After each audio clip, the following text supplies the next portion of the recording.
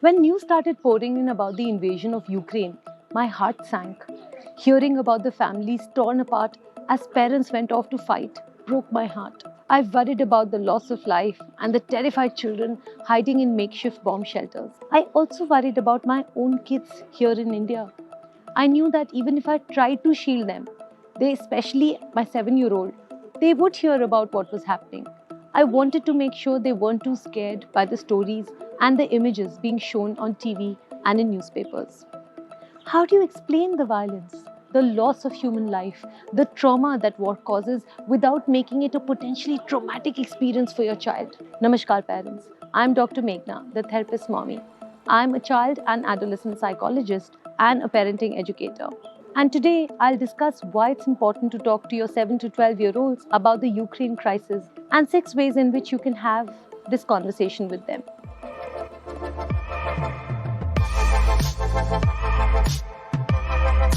It can be very frightening to children to hear about stories of terror and war without understanding context. For example, your young child may wonder if the war in Ukraine is close to where they live and if they are in imminent danger. It's totally understandable if you feel uncomfortable broaching this subject.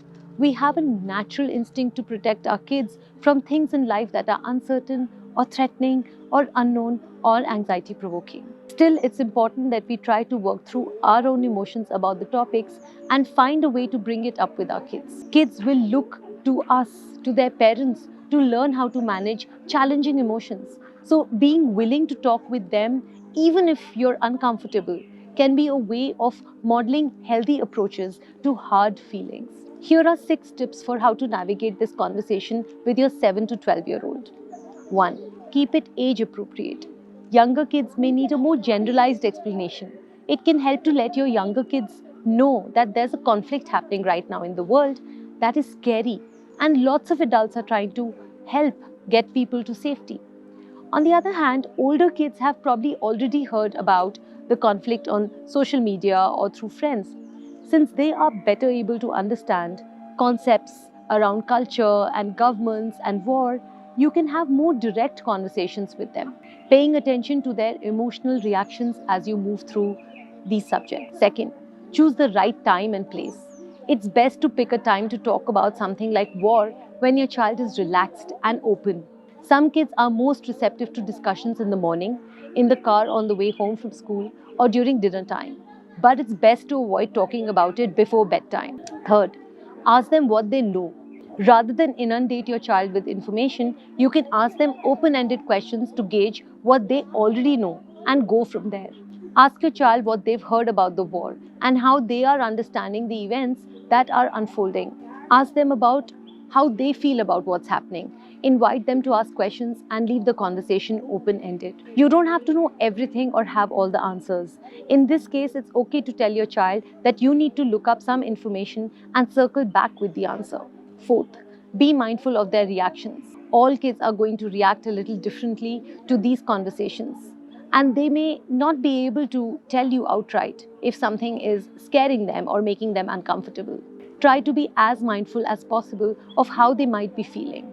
If you are sharing war related information and notice your child's eyes widen, that could be a sign that what you shared may have startled them. Saying something like, I noticed your reaction to what I just said, let's talk about how that made you feel, can go a long way in developing trust within this interaction that you're having and help your child's sense of safety and containment. See, the main idea is that you want to create a safe space for your child. Next, focus on the helpers.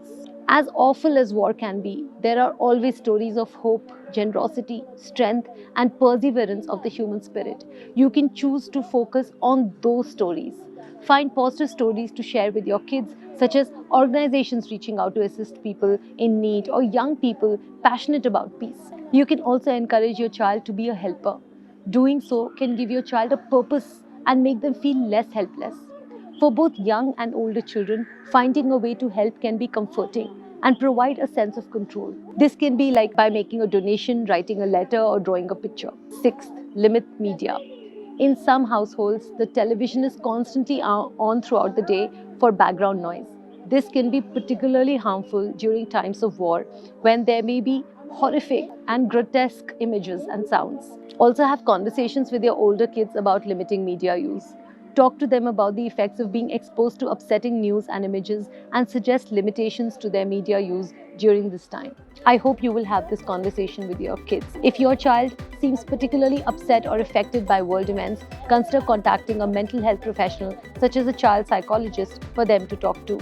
If you like research backed strategies on child development, hit the subscribe button to my channel, The Therapist Mommy.